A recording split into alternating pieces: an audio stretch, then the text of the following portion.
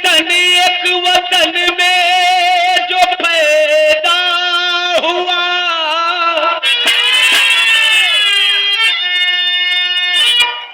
उसकी जाति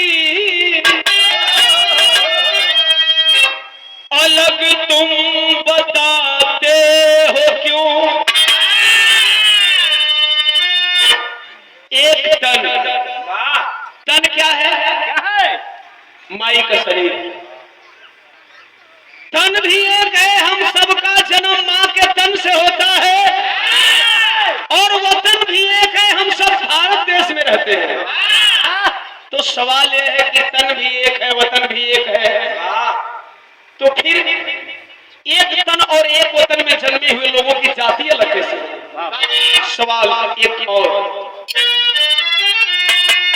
धर्म जब एक है, कर्म जब एक है, मानो होकर मानो को सताते हो क्यों? जाति मानुष में किसने और कैसे बनाया? कोई छूत है, कोई अछूत है, कैसे उतरेगा कब यारो पूछे दीवाना?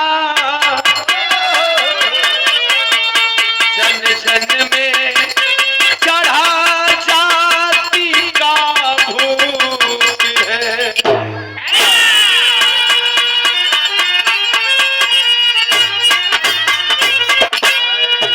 यह भूत कब उतरेगा, कैसे उतरेगा?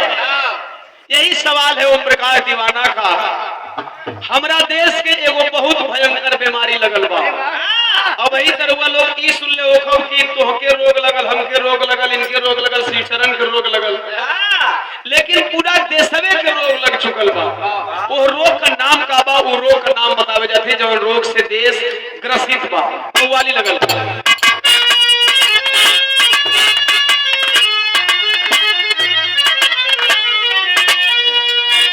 एक वाली स्पेशल है विपिन भैया के लिए। कौन सा वाली बात? कि न बजिया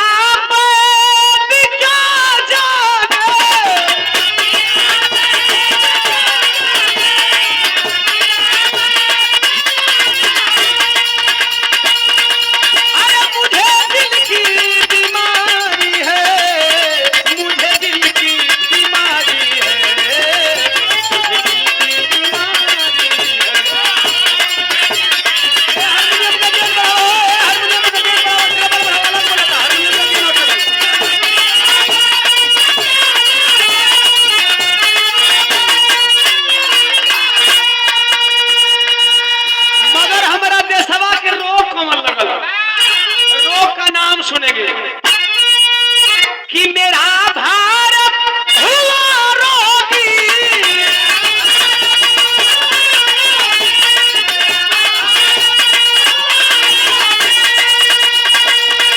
अरे जातिवादी बीमारी से, जातिवादी बीमारी से, जातिवादी बीमारी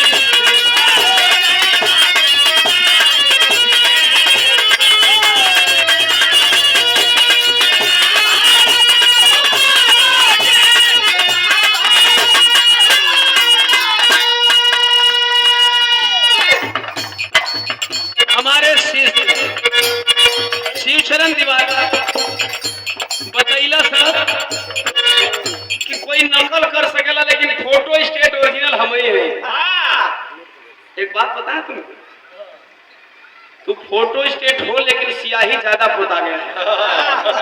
नहीं, जब स्याही ज्यादा पोता जाला तो अक्षर लिपा पोती हो रिजेक्ट में आएगा। आई समझ में बात मैं बोल क्या रहा हूँ? जब ज्यादा प्रिंटर में स्याही पड़ जाला फोटो स्टेट काला, तो फोटो स्टेट काला, फोटो स्टेट काला का मतलब तू अपने के करिया मत समझिए। तुम्हारे कलर से मुझे मतलब नहीं है। सवाल है कि जो तुम्हारा प्रिंट आउट निकल रहा है ना, उसमें लिपा पोती निकल रहा है, अक्षर क्लियर नहीं हो रहा है। समझ रहे हो? मैं ओपनली और क्लियर बोलूं। सुंदर पुष्पहार और बहुत सारे रुपयों से भाई सम्मान किए श्रीचरण दीवाना जी, शुभ आशीष, नाम हमसे भी ऊपर होके हम यही कामना करेंगे। लेकिन मेहनत और के लिए जरूरी है, और मेहनत के लिए जरूरी है, गौर करेंगे। रोगवा से अब नाम जान गए कि किस रोग से हमारा देश ग्रसित है। जातिवादी बीमारी लगी है मेरे देश में। ये रोगवा में माना बा, जैसे कोरोना में माना रहे 2 गज की दूरी, मास्क है जरूरी, वही तरह यहू रोग में मना बा। का मना बा? मानो को ना छुए, मानो धर्म शास्त्रों में वर्णित है। मानो को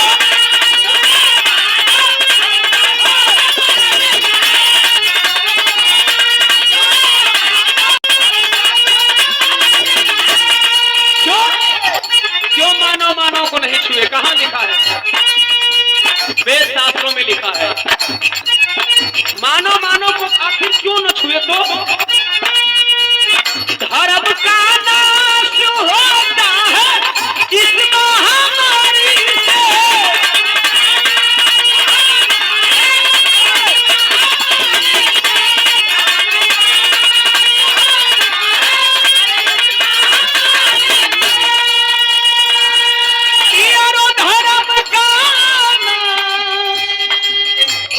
अरे होता है,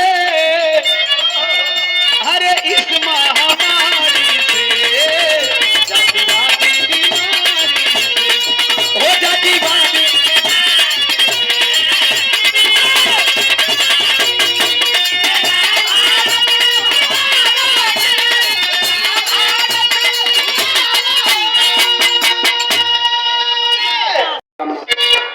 गौर करो, ये रोगवा है, यही से देश ग्रसित पर। लेकिन इससे भी तगड़ा पॉइंट यहाँ है। आखिर सब मैं क्यों कह रहा हूं? तो पॉइंट नंबर 1,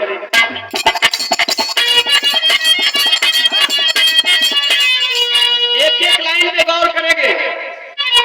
मेरे भारत में जो रहते जातिवादी हैं, मेरे भारत में जो रहते जातिवादी हैं, मानवतावाद के लिए वो आतंकवादी है।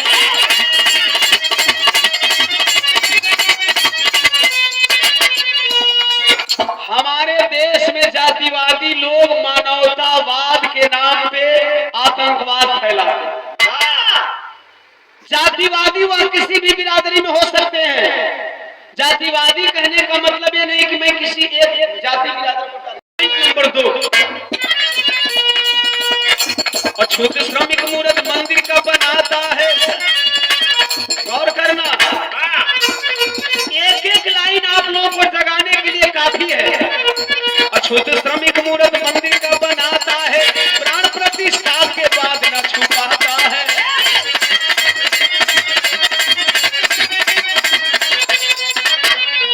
देश में जितने मंदिर मस्जिद गुरुद्वारे बनते हैं, कौन बनाते हैं?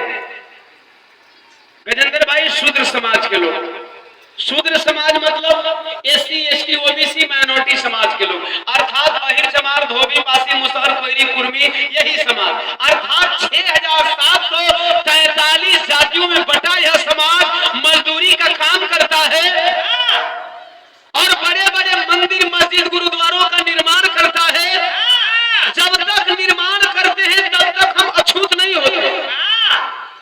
कभी कभी बड़े मंदिरों में आप लोगों ने देखा होगा, बहुत बड़ा प्रांगण होता है। उस मंदिरों में काम करने वाले लोगों को जब 1 नंबर लग जाए तो उसी में मार लेते हैं। क्योंकि मजदूर वर्ग बहुत डरपोक होते हैं, मालिक की डांट न खानी पड़े।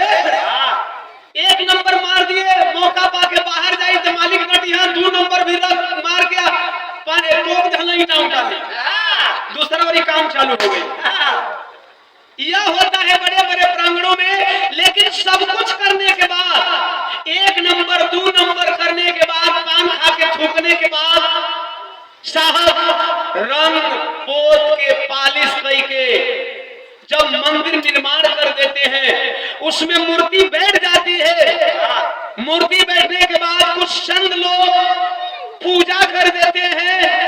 इसके बाद फतवा जारी होता है, सूचना जारी होती है कि अब आप उस मंदिर में जाओगे नहीं। जिसने मंदिर बनाया है अब उस मंदिर में जाएगा नहीं, उस मंदिर के देवी देवताओं को छुएगा नहीं, उस मंदिर के भगवान को छुएगा नहीं।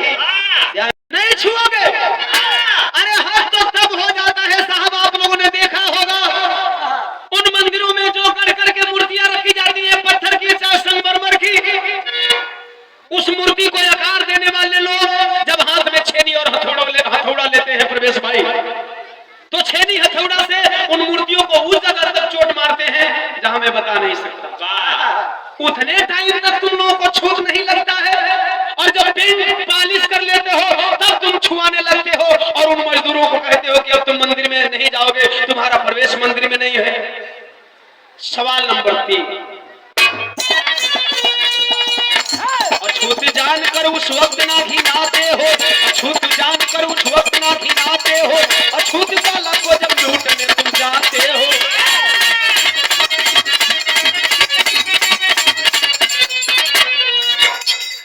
छुआछूत मानने वाले, हम किसी एक जाति पे प्रकाश नहीं डालते। छुआछूत को मानने वाले देश की जितनी भी जातियां हैं उन सभी लोगों से ओम प्रकाश दीवाना कहता है कि तुम लोगों का छुआछूत कुछ टाइम कहां चला जाता है जब एक दलित की बेटी को सरेआम बाजार में दौड़ा करके मारते हो, पीटते हो, ले जाकर के एकांत में रेप कर देते हो, जान से मार देते हो। अरे यार, अगर तुम्हें घृणा करनी है तो हर वक्त घृणा करो ना। उस टाइम तुम नहीं छुआछूत मानते हो जब तुम्हें रेप करना होता है, लेकिन जब खाने की बात आती है, पांच में बैठने की बात आती है, रिश्ता बनाने की बात आती है, रिश्ता जोड़ने की बात आती है, वहां छुआछूत देखने लगते हो। पॉइंट नंबर 4,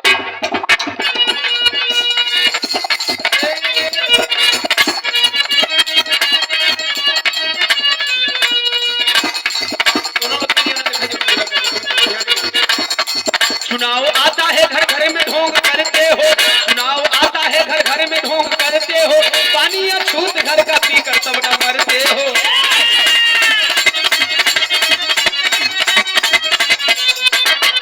अछूतों भारत के अछूतों तुम लोग बहुत खुश होते हो कि आते हैं लोग चुनाव में हमारे घर पानी पीते हैं। वाह! अरे पानी छोड़ो यार, बाबा साहब ने एक मत का अधिकार नहीं दिया होता ना तो तुम्हारे दरवाजे पे वो लोग झांकने तक नहीं आते। वाह! लेकिन उसी एक मत के आधार पे आते हैं, आपके दरवाजे पे पानी पीते हैं। उस टाइम छुआछूत नहीं बनाते हैं और जब चुनाव बीत जाता है फिर तुम पानी पिला के देख लो। इतनी सारी बातें मैं क्यों कह रहा हूं, तो जरा इन लाइनों पे तवज्जो हो।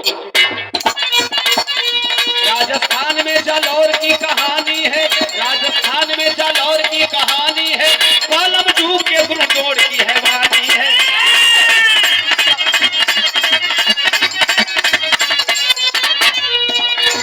आला जायला में गांव एक सुनाड़ा है, आला जायला में गांव एक सुनाड़ा है, लाल का काल बना मिट्टी का एक घाड़ा है।